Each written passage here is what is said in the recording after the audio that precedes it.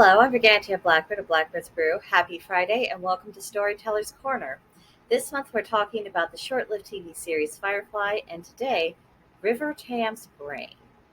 During the series, we learned that River Tam is not just a traumatized girl. The so-called school that she had been attending was conducting experiments and messing around with her brain and the brains of her fellow students. Not only did this have the side effects of abnormal behaviors in River and honestly on all the participants, but it also deeply affected her ability to perceive the world, and it was eventually revealed that it actually expanded the scope of her mental abilities, and this procedure had turned River into a psychic.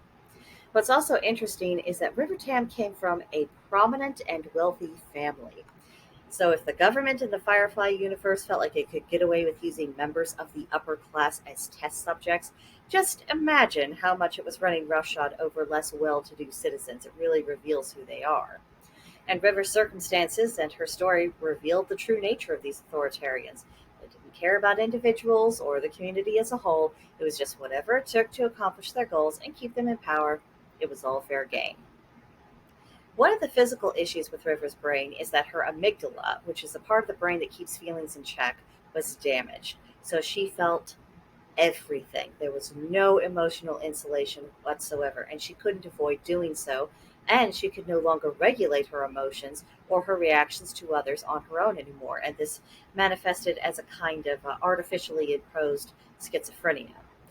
In our current environment of emotional saturation, I think we're experiencing a similar circumstance. All day, every day, we are bombarded with feelings and lectures about whose feelings are supposed to matter to us the most, and never mind what reality is. So, is it so surprising that we too are seeing an uptick in serious mental illness and rather extreme behaviors? What other outcome could there be when the fabric of society is being deliberately ripped apart at the seams on a daily basis? People are told to feel guilty for existing and that they need to bend over backwards to accommodate emotional tyrants who will never be satisfied no matter how much you give them. This is self-inflicted mental illness done on a massive scale. The consequences are destructive for all concerned and all affected, and the instability we see in society is perfectly illustrated by the character of River Tam. Her latent and recently awakened psychic abilities is akin to opening up your eyes, looking around, and realizing the world is not what you believed it to be. It's not what you were led to think that it was. And you just find yourself struggling to come to grips with that. And most of us can probably relate to that feeling at the moment. It's been an eventful few years, hasn't it?